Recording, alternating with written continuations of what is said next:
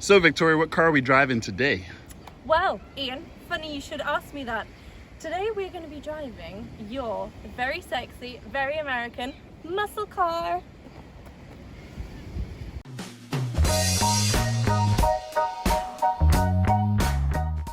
Ian? Yes.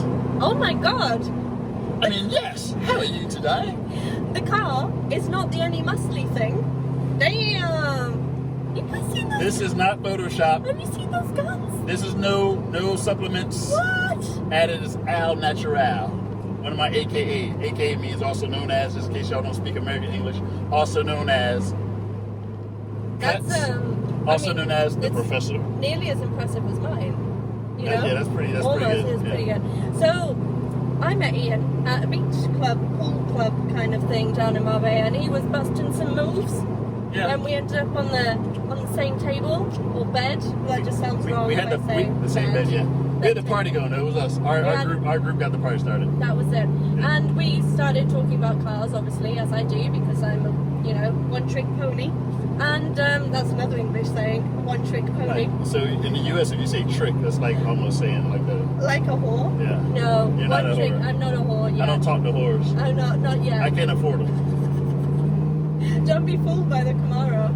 So, talk to me, because I know absolutely nothing about this car. So what are we in? We are in a 1999 Camaro Super Sport.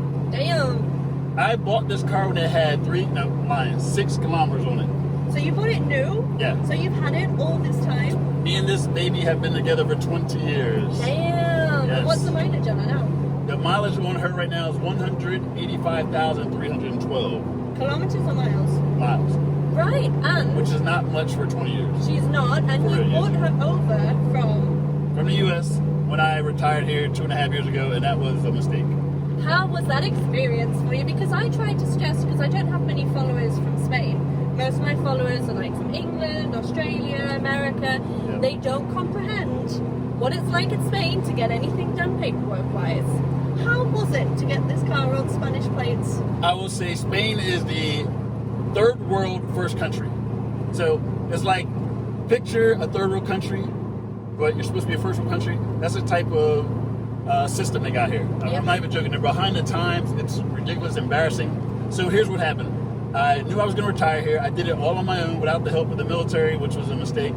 And then shipping the car only cost me like $1,100. Hey, is that a lot? Really cheap. Oh, that's cheap. I can help anybody get a car from the U.S. I rebuilt this car because, hell, I knew I was coming to Spain. I knew getting parts was going to be hard, so I rebuilt the engine. I had 515 horsepower now. I got it rebuilt and reconstructed. What's the word I'm looking for here? Transmission. Yeah. From air conditioning to electronics, the car is pretty much 80% refurb. Take the next one. The next one, I can't beat that up. So she's Not the that boss. you're fussy or anything. So first thing was to rebuild the car, then find out how to ship it. Found a shipping company from New Jersey. That's where I was retired out of, New Jersey. Cost me $1,100 to ship it to Valencia. Picked it up in Valencia, and that's when I discovered I had 6 months to actually get the car with a license plate and all that. It took me almost a year and a half. Damn. So I drove it 6 months on my American plates, which I got stopped by the police all the time. Of course. Then I figured out I wasn't going to pass ITV. What I didn't know was in the military, when you are here in the military, you do an ITV inspection, but they don't do it correctly because we're Americans, and technically our VIN number is on the dashboard. So Yep. you know where it's at? Mm-hmm. So it's there. Here in Europe, I guess it's different. Didn't know that because I was passing on base, right? So I'm figuring my car's good. Nope. Get over here. They tell me you don't have the number written on the chassis. I'm like, why would I have to have it on chassis? It's an American car. Didn't matter. So it took me almost a year just to get a Chevrolet dealership in Europe, which are based out of Netherlands, to get the car approved to get the Bastidor, as they call it, the VIN number written on the car. So, also since I changed the engine and the transmission, the car having naturally 350 horsepower now with 515, here I got to pass ITV inspection. What is the first thing they do? The emission test. The emission test. Who failed? This guy. Because this car is rebuilt and just exhaust coming out the fumes. Like, I mean, we're not thinking about like fuel consumption and whatnot when we're driving this car. No, right? not thinking about it because it's a gas We're not guzzler. worrying about contaminating. It is a gas guzzler. But I had to actually order from England a product that was like something about 30, 40 euro. Oh, like an additive? Right, and it worked. Thank God. But let me tell you, inspection day. Go through the inspection. Thank God I got 2 tailpipes, right? So they put the little tester in one side, the left side, and if this is the limit, it was just above the limit, so it failed. But my mechanic, thank God, he's not mine personally, ojalá, I wish.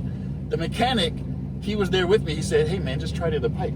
The other pipe just barely passed. Oh. And then the rest was history. I went through there and I was like sweating bullets. So 1.5 years to get this car registered in Spain. So at any point during that 1.5 years, did you think, fuck it, I'm going to send it back to the States and buy something else? Hell no. Let me tell you why. I was stationed in Spain, in Cadiz, for 6 years. And I know Spain can be difficult. I just don't like to lose. You know what I'm saying? I did all that work.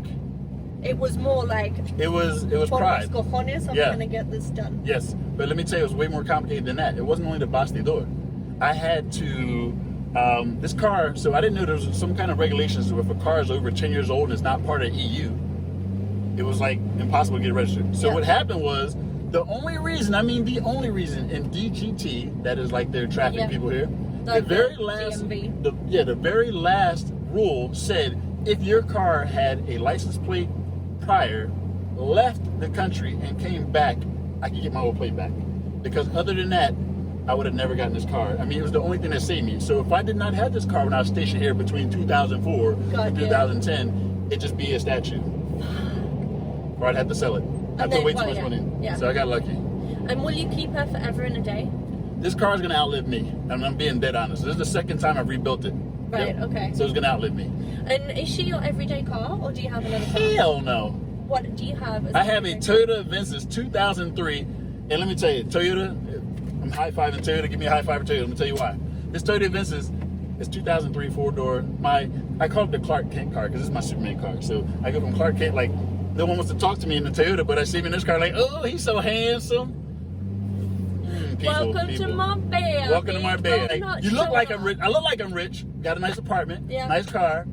But if there's a middle class here in Spain, I'm middle class. Because we're not middle class. Spanish get paid garbage.